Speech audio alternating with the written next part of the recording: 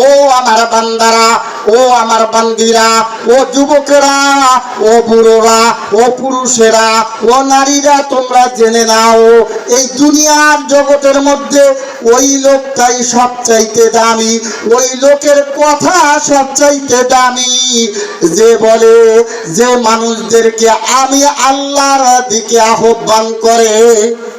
Oman আহসানু কওলাম মিম্মান দা ইলাল্লাহি, যে ব্যক্তি আমি আল্লাহর দিকে মানুষদেরকে ডাকে, সুবহানাল্লাহ বলেন, সেই ব্যক্তির কথার চাইতে বড় কথা, দামি কথা আর কারো হইতে পারে না। যে কোনো মানুষ যে কোনো পদ্ধতিতে যদি মানুষদেরকে আল্লাহ সুবহানাহু তাআলার দিকে ডাকে, সেই ব্যক্তি এই সুসংবাদের যোগ্য হবেন। সুবহানাল্লাহ।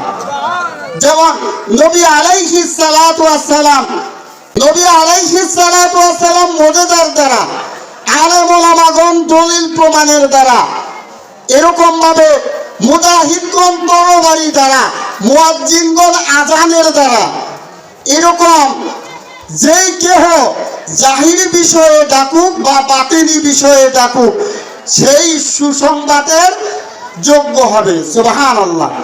ওয়াকালা ইন্নালি মিনাল মুসলিমিন, আর বলে আমি মুসলমানদের মধ্য হইতে একজন। আমি আপনি যে মুসলমান হইলাম এটা আমার আপনার জন্য বড় পাওয়া। আমি আপনি মুসলমান হইলাম এটা আল্লাহ সুবহানাহু তাআলার পক্ষ থেকে আমার জন্য বিশেষ নিয়ামত।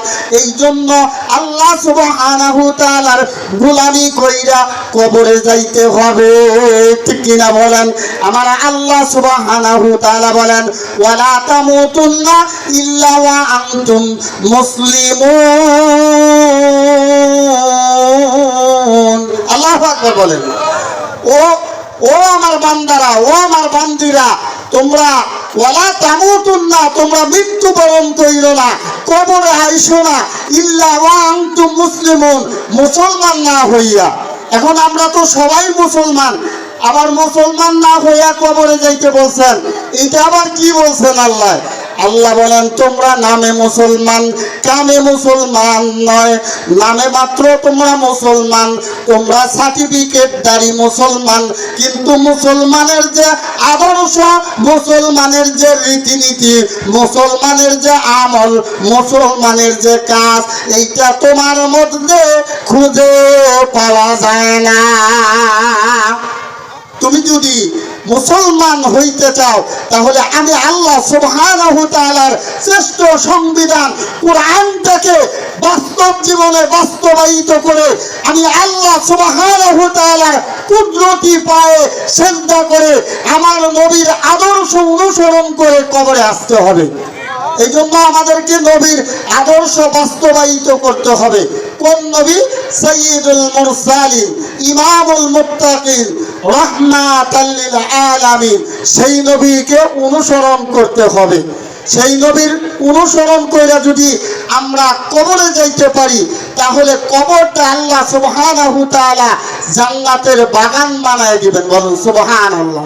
হামসুরাতো হামসিরাতে মুস্তাফা দরদামানি হালে রুকুন ইত্তেবা, ইত্তেবায়ে সুন্নতে খায়রুল বাশার হিরে লাজম তাবয়াবি আইবাসার শরিয়াতহু তরিকাতহু তামামি হাকিকত মে মুহাম্মদ কি গোলামি जहाँ तक आए रबूबियत खुदा की वहाँ तक आए नबूवत मुस्तफा की। चित्कार मारिया बोलें सुबहान अल्लाह। हम मुसलमान हैं मगर हम में मुसलमान नहीं है। আমি আপনি মুসলমান কিন্তু আমার আপনার মধ্যে মুসলমানের আদর্শ পাওয়া যায় না। हमने ईमान है मगर हम मोमिने कामिल ही है। আমার আপনার মধ্যে কিছু না কিছু ঈমান আছে কিন্তু আমরা পরিপূর্ণ মুমিন নয়। তারপরেও আমরা যতটুকুই আমল করি না কেন, যতটুকুই ইবাদত করি না কেন, আমরা যে মুসলমান হইছি এইটা আল্লাহ তাবারাক তাআলার দরবারে অসংখ্য শুকরিয়া। বলেন সুবহানাল্লাহ। শুধু মুসলমান বানায় নাই, শুধু মুমিন বানায় নাই, আমার আপনাকে এমন একটা নবীর উম্মত বানাইছে যেই নবী সৃষ্টি না হইলে দুনিয়ার কিছুই সৃষ্টি হইতো না। ঠিক কিনা বলেন? যেই নবী দুনিয়ার জন্য রহমত, আসমানের জন্য রহমত, সাগরের জন্য রহমত এবং পাহাড় পর্বত তরুলতা বৃক্ষরাজির জন্য রহমত, গর্তের পিপিলিকা থেকে শুরু করে সমুদ্রের মাছ পর্যন্ত যত সৃষ্টজীব আছে সমস্ত কিছুর জন্য আমার নবী রহমত। বলেন সুবহানাল্লাহ। এটা কি আমার কথা না কোনো মৌলবী মাওলানা বানায়া লেখছে? আল্লাহ সুবহানাহু তাআলা বলেন ওয়ামা আরসালনাকা ইল্লা রাহমাতাল লিল আলামিন। আল্লাহু আকবার বলেন, ও নবী গো, আপনি জগতের জন্য রহমত। সুবহানাল্লাহ বলেন।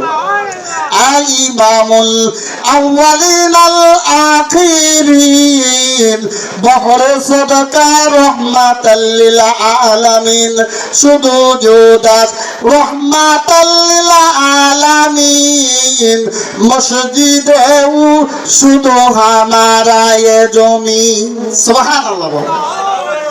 আমার আপনার নবী এমন নবী, এই নবী কিন্তু সাধারণ নবী নয়।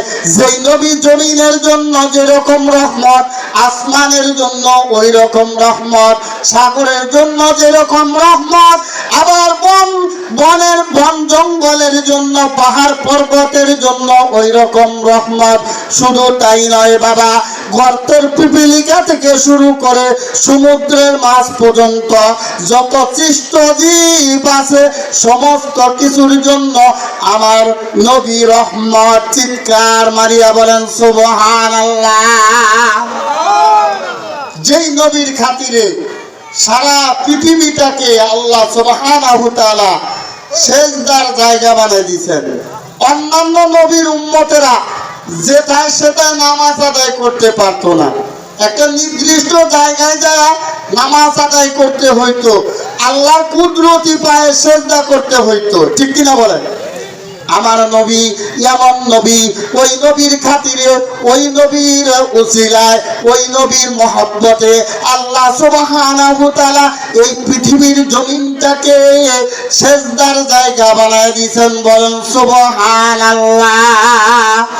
আমি আপনি যদি মসজিদে যায় নামাজ আদায় করি, আমার আপনার নামাজ আদায় হয়ে যাবে। আমি আপনি যদি ঘরের মধ্যে নামাজ আদায় করি, নামাজ আদায় হয়ে যাবে। আমি আপনি যদি সাগরের মধ্যে নামাজ আদায় করি, নামাজ আদায় হয়ে যাবে। আমি আপনি যদি পাহাড় পর্বতের মধ্যে নামাজ আদায় করি, নামাজ আদায় হয়ে যাবে। আমি আপনি ভ্রমণ করতেছি, কোথায় যাইতেছি, এমন তো অবস্থায় বাসের মধ্যে বা গাড়ির মধ্যে অবস্থান করতেছি, ওই অবস্থায় যদি আমি আপনি বাসের মধ্যে, গাড়ির মধ্যে নামাজ আদায় করি, আমার আপনার নামাজ আদায় হয়ে যাবে। বলেন সুবহানাল্লাহ। আবার বর্তমান ডিজিটাল যুগে এখন বর্তমানে যাতায়াতের ব্যবস্থা অন্যরকম, ভিন্ন রকম। ঠিক কিনা বলেন? ওই অবস্থায় আমরা প্লেনে অথবা হেলিকপ্টারের মধ্যে যাতায়াত করি। ওই হেলিকপ্টারের মধ্যে অথবা প্লেনের মধ্যে অথবা উড়োজাহাজের মধ্যে, বিমানের মধ্যে যদি আমরা অবস্থান করি, ওখানেও যদি আমরা নামাজ আদায় করি, আমাদের নামাজ আদায় হয়ে যাবে। বলেন সুবহানাল্লাহ। শুধু তাই নয় রে বাবা, আমি আপনি এমন জ্ঞান অর্জন করেছি, এই বাংলাদেশের মানুষ, এই পৃথিবীর মানুষ এমন জ্ঞানের জ্ঞানী হয়েছে, এমন জ্ঞান অর্জন করেছে, জ্ঞানকে রিসার্চ কইরা কইরা বর্তমানে মানুষ চাঁদে যায় কিনা? বর্তমানে মানুষ জ্ঞানকে রিসার্চ কইরা কইরা চাঁদে গেছে। ওই চাঁদের জমিনে যদি আমি আপনি যাইয়া আল্লাহ সুবহানাহু ওয়া তাআলার কুদরতি পায়ে সেজদা দেই, আমার আল্লাহ দেখে বলেন বান্দা সেজদা দিতে দেরি, আমি আল্লাহ তোর জীবনের গুনাহ মাফ করতে দেরি করব না। চিৎকার মারিয়া বলেন সুবহানাল্লাহ। এটা আমার নবীর বরকত। সুবহানাল্লাহ।